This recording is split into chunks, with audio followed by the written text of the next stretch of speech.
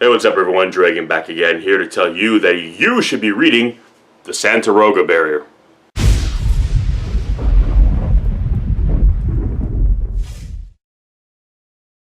So the Santaroga Barrier is a 1968 novel written by Frank Herbert, who most of you probably know from Dune, which is kind of his big classic science fiction opus. But he also wrote a degree of kind of smaller, I don't want to say short stories, well he did a few short stories, but kind of novellas, kind of more psychologically in-depth kind of science fiction, which is, kind of some of the stuff I really like. I like kind of sci-fi that makes you think. And basically the story follows a psychologist, Gilbert Dyson.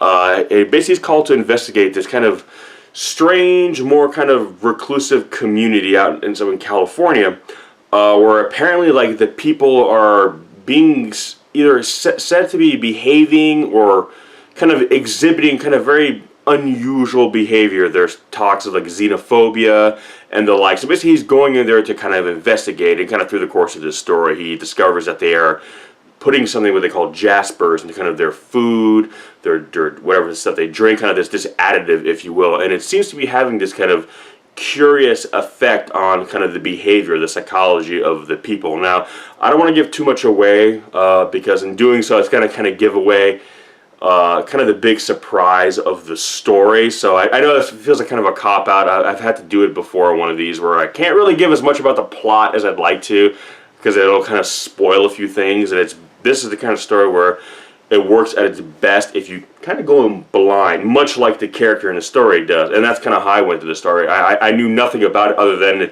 it's Frank Herbert who wrote it, the guy who did Dune.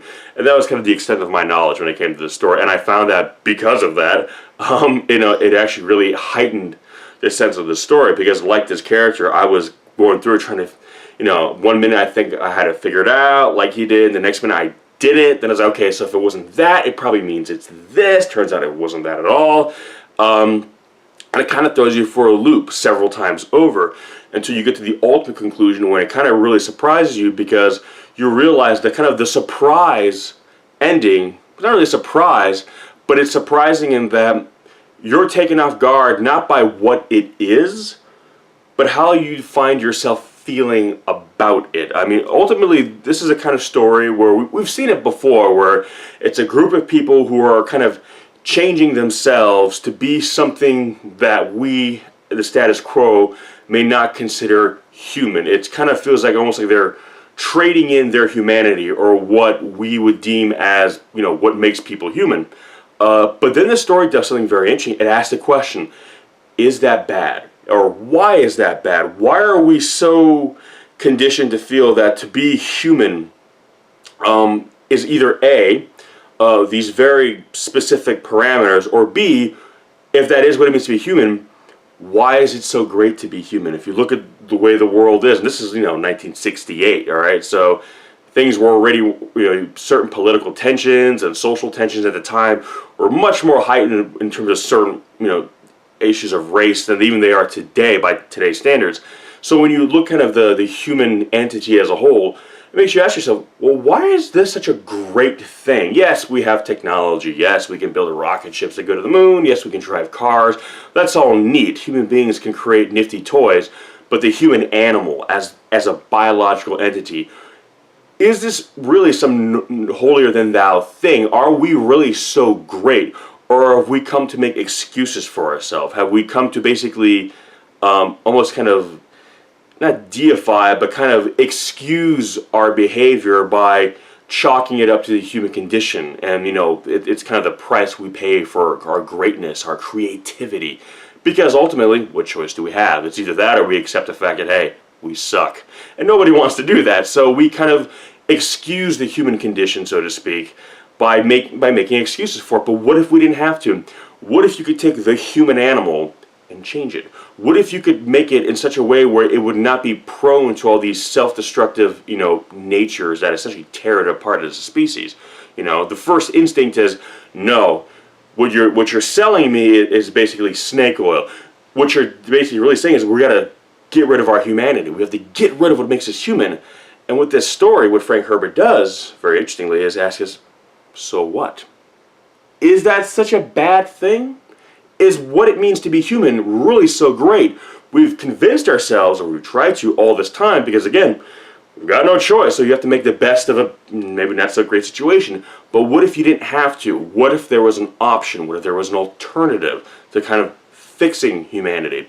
You know, our first instinct is to be, that's bad, but is it? And a lot of other stories who have kind of, you know, delved into this kind of issue usually always show like, oh, it goes wrong. You know, we try to fix people and then something really bad happens. It's always a science gone wrong kind of, you know, scenario, which we know we've all seen those. And, you know, I mean, I love a lot of stories like that too. But what if the science didn't go wrong? What if the science actually worked out? I mean, if you look at the real life, the real world, usually when scientists develop something, a lot of times it works out. You know, in the movies and books and fiction, you know, it makes for maybe for a less entertaining story if things work out. It's always better when, you know, a monster is created or something like that, or everyone turns homicidal because of the way they're being changed. But what if that's not what happened? What if, like this character, we all go into this book or this story thinking like, yes, this is going to go wrong. You can't mess with nature. You can't play God with people, you know, and have it turn out okay. But what if it did? What if they succeeded? What if we took all these self-destructive components of the human condition and got rid of them and fixed it? Instead of looking at humanity as something that needs to be changed, looking at humanity as like something that's broken, something that has all this great potential, but it's being held back because it's not operating to its full potential, because it's all these damaged points, these weak links. But, you know, what if what we think makes us so human is actually corruption in the design, and we fix it? And what if we get rid of these components that make us war with each other, make us ostracize each other for things that we deem as different, when in actuality we have far more in common with each other than we have anything different. Most of the things that we deem different about each other are superficial at best. You go just beyond the really usually the layer of skin, and it's the same thing. So what if we were able to kind of remove, change, or fix this thing inside our heads that makes us see everyone who looks slightly different than us as so different than us? How would we behave as a species? How would we conduct ourselves, and how would we be able to interact with one another if we were no longer kind of bound to these inherent prejudices that seem was wired into our DNA? And that's kind of what this story does. It's taking kind of a classic trope of like science fiction, you know, and instead of making it about science going wrong, it kind of plays it up as maybe science going right. Like, what happens when the science goes right? What happens when these people who say we have your best interest at heart really do and maybe succeed? You know, again, the story was written in 1968, yet it has a very, very progressive quality to it, because again, most stories of this nature go the opposite route. It's like, you know, you're going to mess with people and try to change them and fix them, and before you know, they're all homicidal zombies chasing you with knives and pitchforks or whatnot. But this story, you know, shows this community functioning like clockwork. All these people, you know, coexisting in this harmonious fashion, and not as like these zombified, mindless, you know, pod people type thing, you know. And this is, you know, during the Cold War, and yet even still, you know, they're not. You know, it's not playing it up as like this metaphor for socialism or communism. It's basically saying, hey, imagine what it would be like if you had a community where everyone got along. As simple as a premise as that sounds, imagine if that was the case. How different things would be, how much easier and productive life would be. And it's about maybe embracing this notion that we're not perfect, and there's nothing wrong with saying that we're not perfect, and furthermore, there's nothing wrong with doing something about it, and that maybe all this talk of like playing God or that it's not right is kind of these built-in barriers we've put forth for ourselves to keep us from trying, because up until this point we think, well, there's no point in trying because you can't fix that, so let's just kind of convince ourselves that that's just the way we are, and we have to accept it and find the good in that. And to be fair, there's nothing wrong with that, but what happens when you get another option? Then do we still have the excuse of saying, hey, that's just what makes us who we are? And if that is the case, is who we are really good? And is who we are who should continue? Or should we do what human beings have always done, is that innovate, change, fix things. We've changed the environment around us to fit our needs. So wouldn't the next step be then to change us to better fit our needs? If we, as we are now, isn't really, gelling right, wouldn't it make sense then that we just fix ourselves? Good science fiction always kind of puts forth these kind of interesting questions, that really forces, the reader, the viewer, whatever, to kind of really take a hard look at something that you've always kind of just had an assumed understanding of, and forces you to really ask yourself, do I feel this way because I've really thought about it, that I've really, come to a conclusion that yes, this is how it should be, or have I just kind of just inherited this view, this way of thinking, and it forces you to really stop and think about it. And as someone who's read a lot of science fiction, who watched a lot of science fiction, I kind of felt that I kind of heard, seen it all. So when I was reading this and I started to kind of get a sense of really where the story was going, I kind of, oh, that's interesting. But for someone like me, all right, I'm not going to be probably as floored by it. But when I finally got to the end of it, I was surprised by just how much I had never really thought of it that way. I've entertained the idea, sure, but this story really forces you to think hard about, are we really good the way we are? It served us up to a point, but perhaps the next step in our evolution is when we have to take ourselves, and that we need to now kind of view ourselves as something that is not working properly. Thinking ourselves as superior got us to this point, but if we want to go further, we have to take a good hard look at ourselves and stop viewing us as a species as glass half full and now half empty, and realize, okay, now we need to see us as something wrong. Now we have to look at ourselves in the negative if we want to put ourselves in a position where we can be in the positive. We have to first, you gotta take that ugly look at yourself, unfortunately, and the hardest thing to do is really look at yourself in the mirror. And that's what this story kind of forces you to do, is look at yourself in the mirror and realize that, what?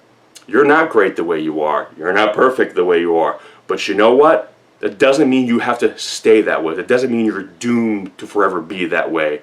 And that by accepting that, you can now take steps as a species to fixing that and becoming that which you ultimately really, really want to be and maybe should be. So the Saratoga Barrier, it's an interesting read, and one that caught me off guard. And for someone as reputable as Frank Herbert, again mostly known for Dune, it's a story that I was kind of surprised that I haven't heard that much about, because from what I don't pretend to have read all his work, working on it. I was kind of surprised that this story hadn't gotten more attention, because it was one of the first stories in a long time that really kind of caught me off guard when I read it, and really got me thinking. And that's always a mark of good science fiction, but it makes you think. It doesn't have to be overly preachy, but it just gets you questioning things that you just assumed you knew how you felt about it. But yeah, so I know this whole discussion may have been a bit more rambly, because I don't want to give too much away and that kind of thing. I probably said more about what this is really about than I probably should have.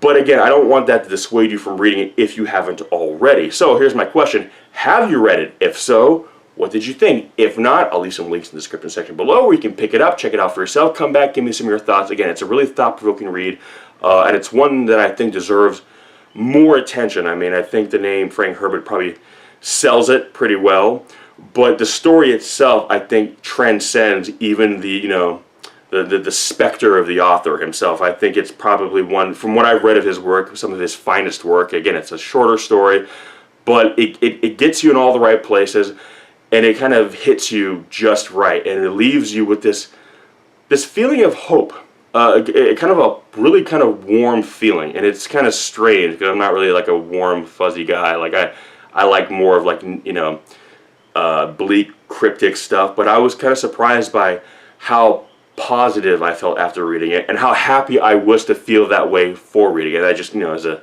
testament to the author. But yeah, so check it out. Let me know what you think, and really let me know what you think, because again, I really, really enjoyed this story, and I think a lot of people will too. So if you guys, again, if you read it, let me know what you think. I would love to engage in the discussion. Those of you who haven't, please give it a read. It's not super long, so it won't take up too much of your time, I promise. Come back, give me some of your thoughts. Let's have a an intelligent discussion over what I feel is a very intelligent piece of writing. So thanks for checking in, guys, and we'll catch you in the next one. Peace!